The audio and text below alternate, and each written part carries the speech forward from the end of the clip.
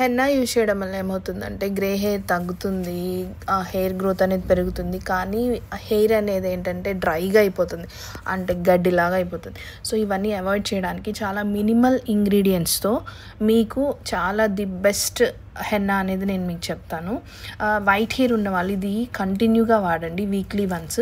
Just ఒక 3-4 times వాడితేనే మీకు white hair అనేది పోయి మీరే కలర్ చేంజ్ అనేది చూస్తూ ఉంటారు.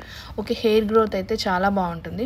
ఓకే, దీని ఇంగ్రీడియంట్స్ ఏంటంటే ఫస్ట్ ఒక 3 టేబుల్ స్పూన్స్ మెంతులు అనేది నానబెట్టేసేయండి కొంచెం వాటర్లో వేసి. ఒక 5 to 6 అవర్స్ తర్వాత అవి మెత్తగా అయిపోతాయి కదా, సో వాటిని గ్రైండ్ చేసి ఒక పేస్ట్ చేయండి. తర్వాత ఒక బీట్రూట్ తీసుకోండి, ఒక స్మాల్ సైజ్ బీట్రూట్ తీసుకొని అవి దానికి కూడా గ్రైండ్ చేసి దాని నుంచి వాటర్ ఏమి యాడ్ చేయకుండా గ్రైండ్ చేయండి.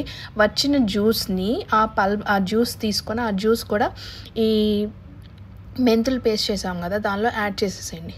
దానిలో ఒక 2 to 3 table spoons henna, 2 table spoons వేయండి. అంటే మీ హెయిర్ లెంత్ని బట్టి అనమాట, నేను జస్ట్ ఒక షార్ట్ హెయిర్కి చెప్తున్నాను. 2 to 3 టేబుల్ స్పూన్స్ హెన్నా వేసేసి దానిలో ఒక 2 to 3 టేబుల్ స్పూన్స్ కర్డ్ కూడా వేసి బాగా లూజ్ కన్సిస్టెన్సీ, అంటే మన హెయిర్కి మనం హెన్నా అలా అప్లై చేస్తాం ఆ కన్సిస్టెన్సీలో కలిపేసేసుకొని దాన్ని అలా వదిలేసేయండి. ఒక 6 అవర్స్ వదిలేసేయండి. 6 అవర్స్ వదిలేసిన తర్వాత మీరు అప్పుడు ఇంకా హెయిర్ రూట్స్ నుంచి 6 అవర్స్ తర్వాత హెయిర్ రూట్స్ నుంచి హెయిర్ ఎండ్ వరకు ఇది అప్లై చేసుకోండి.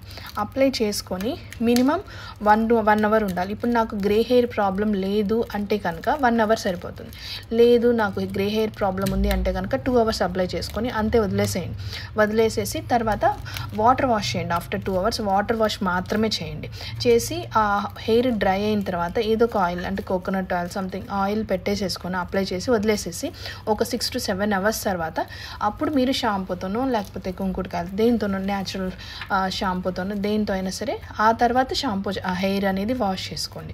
అలా హెయిర్ కనుక వాష్ చేస్తే చూస్తున్నారు కదా మా ఫ్రెండ్ హెయిర్ ఎలా ఉందో ఇట్లా తయారవుతుంది. ఓకే, దీనివల్ల చాలా అంటే చాలా సాఫ్ట్గా హెయిర్ అనేది చాలా సిల్కీగా ఉంటుంది అండ్ వైట్ హెయిర్ ప్రాబ్లం అనేది ఇమ్మీడియట్గా పోతుంది.